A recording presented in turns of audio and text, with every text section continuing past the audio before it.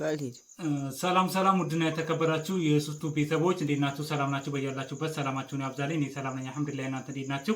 ቀሌ ከተማ ላይ ልሰራ ምናምን ትናንት ተገጣጣኝ ፕላስቲክ የሰራሁላችሁ ቪዲዮ ያንን ቤት እየሰራሁ እገኛለሁኝ። እንደዚህ በምሽት እየሰራሁ ነው። እንግዲህ ሳሎኑን ጀምሬያለሁ። ሳሎኑ እንደዚህ በምታዩት ዲዛይን እጅግ በጣም ብድ ባለና በዘመናዊ አይነት አሰራር እየሰራሁ ነው። በጅብሰም አይነት ስታይል ነው እየሰራሁት ያለው። ይሄ 60 በ60 የሆነ ፕላስቲክ ፖሊስ እንግዲህ እንደምታዩ ሲገጣጠም እንደዚህ ይመስላል። ሲሰራ እንደዚህ ነው። በፕላስቲክ እና ብረቱ ምናምን ተወጣጥሮ ሙሉ ነው የሚሰራው። በጣም የሚያምርና ዘመናዊ የሆነ ስራ ነው የምሰራው። ይሄን ቤት ኢንሻአላህ እየሰራሁትም ሆነ ካለቀ በኋላ ማሳያችሁ ይሆናል። ሳሎኑን በእንደዚህ አይነት መንገድ እንግዲህ እያጣደፍኩት እገኛለሁ። ትናንት ከሰዓት ነው የጀመርኩት።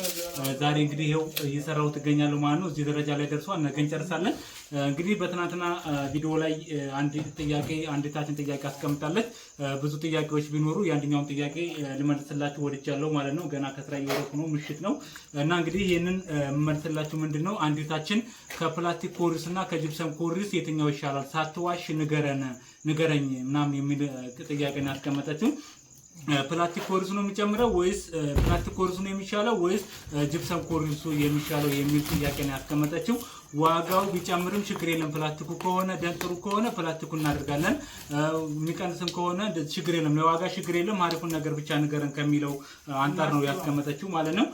እንግዲህ እኔ ወላሂ ነው የምላችሁ በምነግራችሁ መረጃ ላይ እኔ የውሸት የምናገረው ነገር የለኝም። የማውቀውን ሁሉንም ባየሁት ነገር ላይ ነው መናገር የምፈልገው እንጂ የውሸት አይደለም ማለት ነው።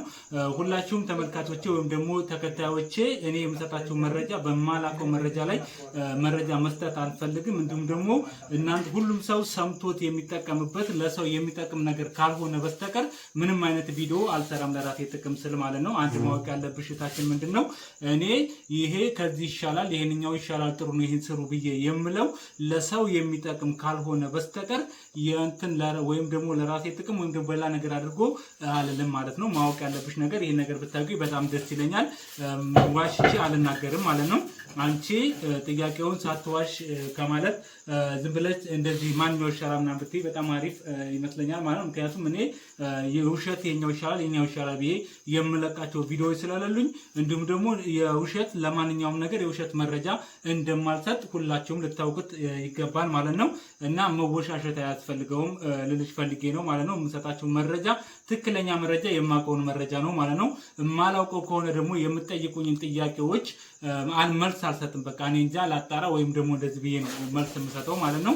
እንግዲህ ይሄንን ደግሞ ደውላችሁ እንኳን ጠይቃችሁኝ የማላውቀው ነገር ከሆነ በቃ በደንብ የማላውቀው ነገር ከሆነና ደዛ ነገር ሰፊ እውቀት ከሌለኝ በቃ እንደማላውቅ ነው የማስቀምጠው ማለት ነው። ኮሜንትም ላይ እንደዚህ ጥያቄ የጠይቃችሁ ነገሮችን እስካማጣራ ድረስ ብዙ ጊዜ የምቆይባቸው አጋጣሚዎች አሉ ማለት ነው። እና ምንድነው እርግጠኛ የሆነ መረጃ ነው የምሰጠው እንጂ እርግጠኛ ያልሆነ መረጃ አልሰጥም ማለት ነው።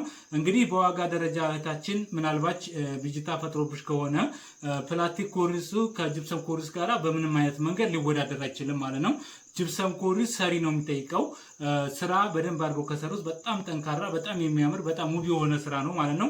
እሱን ደግሞ እኔ ብቻ ሳይሆን የሚሰሩ ሰዎች ስራው ራሱ ይመሰክራል ማለት ነው። ምንድነው በጥንቃቄ ከተሰራና አሪፍ አድርገው ከሰሩት ጅብሰም ስራን የሚወዳደረው ነገር አይኖርም ማለት ነው። ጅብሰም ስራ እንኳን አይደለም ለኮርኒስ ለምናምን ግድግዳ ራሱ ብሎኬት ላይ ፓርቲሽን መከፋፈያ በጅብሰም እየተመረተ እየተሰራበት ነው ማለት ነው። ያ ማለት እንግዲህ እንኳን ኮርኒስ እንደዚህ ይሄን ስስ የሆነ ነገር ከላይ ከሸካሚ ከተጠልፎ የሚሆን ከመሬት ፓርቲሽን እየተከፋፈለበት የሚሰራ ስራ ነው ማለት ነው። ጅብሰም ስራን ከፕላስቲክ ኮርኒስ ጋራ ልናወዳድረው አንችልም። በጥንካሬም ሆነ በውበትም ሆነ በምንም ነገር ልናወዳድረው አንችልም ማለት ነው። ጅብሰም ኮርኒሱ ይበልጣል ማለት ነው።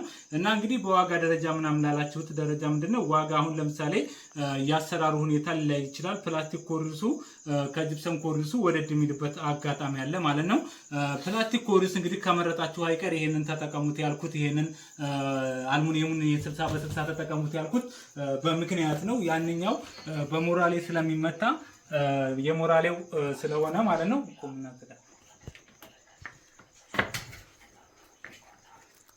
በሞራሌ ስለሆነ የሚመታው ያንኛው በሞራሌ ተመቶ እነዚህ በዚህ ላይ በጫማ እንግዲህ በኩለን እዚህ ጋር ላይ ምናምን ሞራሌው ላይ እዚህ ላይ ስለሚታሰሩ ከዚህ የመውረድ ሙቀት ሲሆን የመውረድ ባህሪ ያለውና እንደዛ ስለሚሆን ነው። ይሄንኛው ደግሞ 60 በ60 ደግሞ እንደምታዩት በእንትን ነው የሚጠለፈው በዚህ በሽቦ ማለት ነው። ሽቦ እንግዲህ እንደምታዩት ሙሉ ዙሪያውን እንደዚህ አድርጎ ይዘነዋል ማለት ነው። ከላይ ከተሸካሚ ጋራ አብረን ነው የምንጠልፈው ማለት ነው። ይሄ እንግዲህ እንደምታዩት ይሄ እንጨት ይረበረባል በልኩ ማለት ነው። እዚህ ጋር እንጨት አለን፣ እዚህ ጋር እንጨት አለን። በዚህ ልክ ይሄ ብረቱ እንደዚህ በሽቦ እየተጠለፈ ይያዛል ማለት ነው። እንግዲህ በሞራሌ ከሚሰራው ፕላስቲክ ኮርኒስ ይሄንኛውን ለየት የሚያደርገው ምንድነው? ይሄ እንኳን ቢፈታ ያኛው አይለቅም ማለት ነው። ሽቦ እንደምታዩት በጣም ጠንካራ ነው። በጣም ብዙ ቦታ ነው የሚያያዘው ምናምን እንደዚህ ስለሆነ አይለቅም ማለት ነው። እንደምታዩት በጣም ጠንካራ ነው። ምንም የሚሆኑ ነገር የለም ማለት ነው። እንደዚህ ስናደርገው ምንም የሚሆኑ ነገር የለም።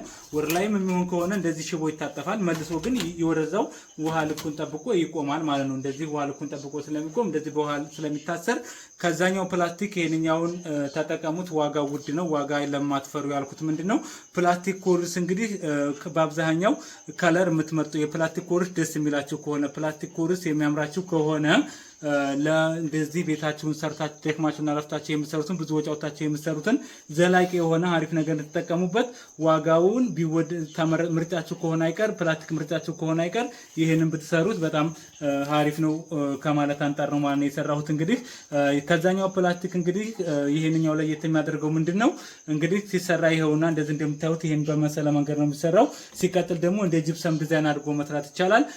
ሌላ ደግሞ ሶስተኛ ደግሞ መውረድ አይወርድ ማለት ነው። እንዳይወርድ ይረዳናል። ይሄን የሆነ ጊዜ ላይ ማንሳት ብንፈልግ እንዲያልኳችሁ ይሄንን ፈተን እንደዚህ እንፈታለን። ሽቦውን ይሄን ፈታ እናደርግና ይሄን እንደዚህ ሹልክ ነው ማድረግ የሚጠበቅብን ማለት ነው። እነዚህን እንደዚህ ሽቦውን እናወርደዋለን። ሽቦ ከወረደ በኋላ ይሄን ፍትፍት አድርገን እነዚህ እያንዳንዱ ተገጣጣሚ ስለሆኑ እነዚህን ፍትፍት አድርገን ይሄንን እንግዲህ ለሌላ ክላስ መጠቀም እንችላለን ማለት ነው።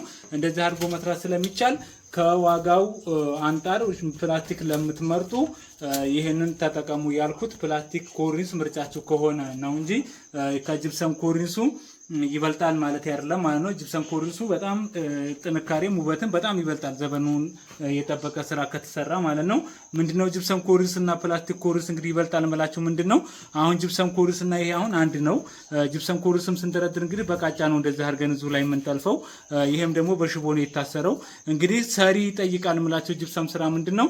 አሁን ጂፕሰሙን አሁን ለምሳሌ ይሄ 60 ነው 60 በ60 የሆነ ነውና ጂፕሰም ነው ብለን ብናስብ ይሄን እንግዲህ ስንደረድር ምንድነው የምናደርገው? ከዚህ ጋር ቃጫ መልበስ አለበት። ይሄ ጆይንቱ ማለት ነው። ከግድግዳ ጋር ስንነሳ እንደዚህ ቃጫ እየለበሰ መምጣት አለበት ማለት ነው። ከዛ ሲቀጥል ደግሞ ይሄንና ይሄ ቦርድ መገናኛ ነው አይደለ? ይሄ እንደዚህ ቃጫ መልበስ አለበት ይሄ ጆይንቱ ማለት ነው። ከዛ እዚህ ጋር ፍሬሙን ስናቆም እንደዚህ ጆይንቱን መልበስ አለብን። ሙሉ ምንም አይነት ክፍተት መተው የለብንም ማለት ነው።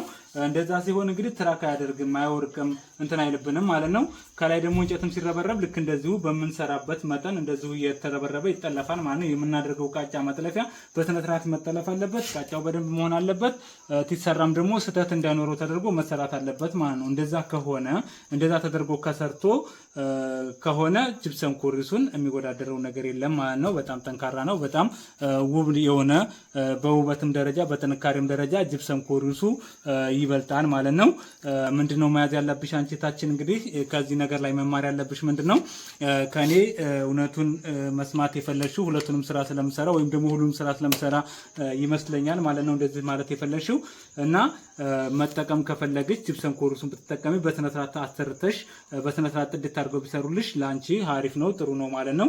ካልሆነ ደግሞ ያንኛውን ፕላስቲክ ኮርኒስ ከመጠቀም ይሄንኛውን ፕላስቲክ ኮርኒስ ብትጠቀሚ ዋጋ ማደፍ ከሆነ በጣም ጥሩ ነው ማለት ነው። ዋጋ እንደዚህ በጣም ውድ የሚሆንብኛል ማት ከሆነ በዚሁ ብትጠቀሚ በጣም ጥሩ ነው ማለት ነው። ከዛኛው ለየት የሚያደርገው ብዙ ነገሮች አሉ እነዚህ ፕላስቲኮች ማለት ነው። የብዙዎቻችን ችግር እንዲሁም ደግሞ የብዙ ሰው የኢትዮጵያ ችግር ምንድነው?